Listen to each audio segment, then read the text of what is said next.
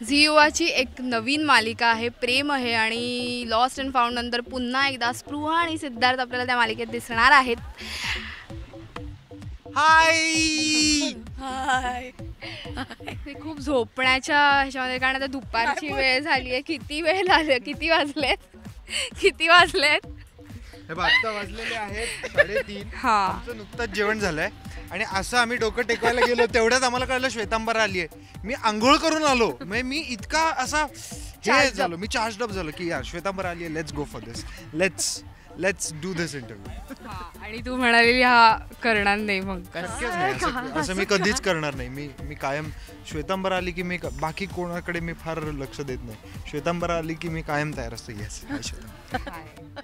बरं ठीक आहे, आता आपण ना मालिकेबद्दल बोलूया. सिद्धार्थ, काय आहे एक अशा म्हणतात ना सेगमेंटवाल्या किंवा एपिसोडिक मालिका आपण झीवरतीच पाहिलेल्या आहेत, झी मराठीवरती पाहिलेल्या आहेत आणि आता पुन्हा एकदा एका नवीन जनरेशनला प्रेझेंट करताना तुम्हाला दोघांना त्याच्यामध्ये भाग घ्यायला मिळतो. म्हणजे केदार शिंदेंची मधू इथे आणि चंद्र तिथे अशी एक मालिका होती आणि आता तुम्ही दोघं अशाच टाईपच्या एका मालिकेमध्ये येत आहेत. तर हा कसा एक्सपिरियन्स आहे एका लिमिटेड ह्याच्यासाठी शूट करणं? मला खूप मजा येते, कारण काय आहे, एकतर कमी एपिसोड्स आहेत ते माहिती आहे आणि एका स्टोरीचं एक पूर्ण कम्प्लिशन आहे. सुरुवातीपासून शेवटपर्यंत ती गोष्ट कशी जाणार आहे हे आम्हाला माहिती आहे आणि तो फ्रेशनेस आहे मुळात, एक त्या गोष्टीचा म्हणून फ्रेशनेस आहे. कॉन्सेप्ट नवीन आहे, फ्रेश आहे, त्यामुळे मला असं वाटतं की सगळेच जण खूप एक्सायटेड आहेत या कॉन्सेप्टला घेऊन आणि त्याच्यामध्ये आमची गोष्ट तर फारच मजेशीर आहे. खूप गंमत आहे त्याच्यात, खूप फ्लेवर्स आहेत शूट करायला. हां, खरंच अवघड आहे. आत्ता आम्ही अनुभव घेतोय त्या गोष्टीचा, कारण आधी वाटलं होतं की अरे काय मस्त 3च जण आहेत या गोष्टीमध्ये आणि किती मजा येईल, आता 3च जण आपण शूट करणार वगैरे. आणि आता असं होतं की अरे बाप रे, एका गाडीत बसून एकीकडे हे निघाले आहेत 3 जण, त्यामुळे खूप लोड पण आहे, खूप प्रेशर पण आहे, पण खूप मजा येते काम करायला आत्ता. नक्कीच सिद्धार्थ, गाडीत शूट करायचं आहे आणि तुझ्या मस्तीची लेवल जाणता गाडीमध्ये फारच कमी जागा असते मस्ती करायला, तर कसं मॅनेज केलं? पण हे बघ, मला मस्तीची लेवल मॅनेज करायला मला माझी बुद्धी पुरेशी आहे. पण अपार्ट फ्रॉम दॅट मला फार आवडलेली कन्सेप्ट आहे ही, कारण तू जसं म्हणालीस की झी मराठीवरती सुद्धा असं बरेच, मी मधु इथे आणि चंद्र तिथे मध्ये सुद्धा मी एक एपिसोड केला होता. मी पण केला होता. त्यामुळे मला ते फार आधीपासूनच आवडतं आणि मला ऑडियन्स म्हणून ते बघायला फार आवडतं. आपल्याला म्हणजे आता खूप चांगल्या लव्ह स्टोरीज झी हे कायम देत आलेलं आहेच आहे. म्हणजे झी युवावरती सुद्धा बनमस्का जरी ही लव्ह स्टोरी नसली तरी एक इंटरेस्टिंग काहीतरी आहे तिकडे, फार इंटरेस्टिंग काहीतरी आहे. आणि तशाच भरपूर साऱ्या सिरियल ज्या नवीन झी युवावरती आल्या त्या चांगल्या लव्ह स्टोरीज देत आहेत. लव लग्न लोचामध्ये ते देत आहेत. तसंच हा एक छोटासा प्रकार आहे. आपण असं म्हणूयात की एक चॉकलेट आहे जे पटकन खायचं आहे, पण ते खाल्ल्यानंतर त्याची चव राहते, बराच वेळ आपल्या मनात राहते आणि ते लक्षात राहतं. लेंदी नाही आहे ना, ही एक गोष्ट 2 एपिसोड्समध्ये संपून जाणार आहे. त्यामुळे कदाचित असं होईल की अरे त्याच्यातला इंटरेस्ट टिकून राहणार, त्यामुळे प्रेक्षकांना वाटणार की अरे ही गोष्ट अशी होती, मग आता पुढची गोष्ट, मग आता कोण येणार पुढच्या एपिसोडमध्ये, मग नेक्स्ट पेअर कोण असणार, नेक्स्ट कपल कोण असणार, अशा अनेक पॉसिबिलिटीज ही कन्सेप्ट एक्सप्लोअर करते. त्यामुळे मला खरंच मजा येते आत्ता काम करताना. आणि एस्पेशली आता आम्ही जी गोष्ट शूट करतोय, आम्ही एकमेकांबरोबरही काम करत नाही आहोत, आम्ही आमच्या डिरेक्टर बरोबरही काम करत नाही आहोत आणि आमच्या DOP बरोबरही काम करत नाही. आम्ही स्वतंत्र एकत्र दिसणार आहोत, पण आम्ही कोणीच एकमेकांबरोबर काम. त्यामुळे आता आम्हाला बघायचं की कशी ती आमची केमिस्ट्री आम्ही बोलून येते. रिझन इज ही एका, म्हणजे आता हे सगळं शूटिंग गाडीमध्ये असल्यामुळे वेळ जपण्यासाठी आणि त्याचा नीट उपयोग करून घेण्यासाठी 2 गाड्या आहेत.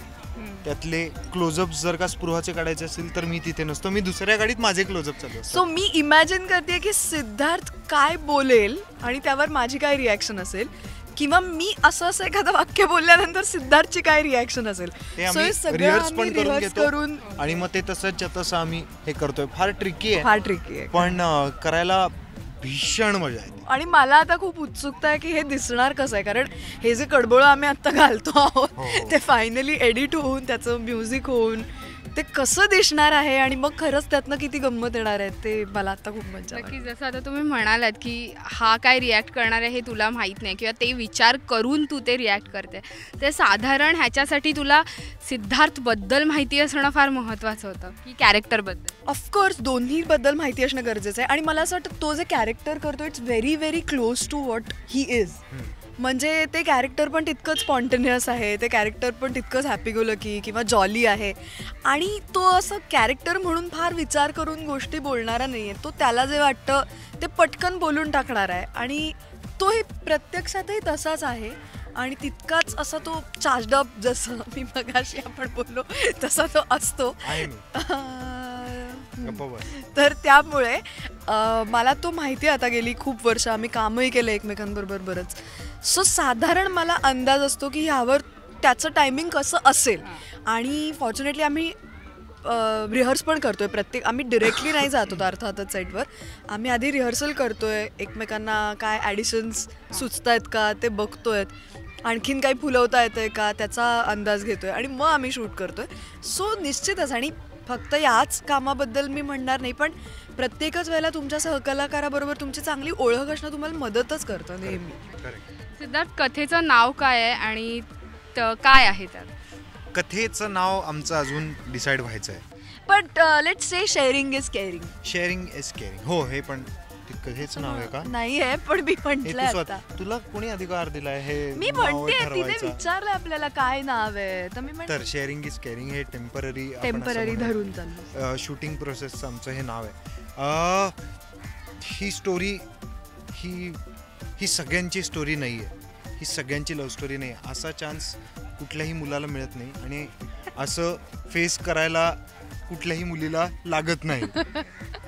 त्यामुळे ही फार युनिक स्टोरी आहे. ही फार कमी जणांबरोबर घडते, कारण अचानकपणे दोन स्ट्रेंजर्स एका कॅबमध्ये उगाच येतात आणि ते एक्झॅक्टली अपोजिट आहेत एकमेकांचं. त्यांची कुठलीही गोष्ट एकमेकांशी जुळत नाही, त्यांचे स्वभाव सारखे नाही आहेत, ते भयंकर ते सगळ्याच बाबतीत वेगळे आहेत. म्हणजे राहण्यापासून ते व्यक्त होण्यापर्यंत सगळं वेगळं आहे त्यांचं आणि ते अचानक भेटतात, त्यांना एकत्र जावं लागतं, तशी परिस्थिती तयार होते आणि मग त्या प्रवासातली जी सगळी गंमत आहे आणि मग हळूहळू त्यांचं आधी भांडण, मग मैत्री, मग प्रेम होतं नाही होतं, आम्ही आता ते सांगणार नाही.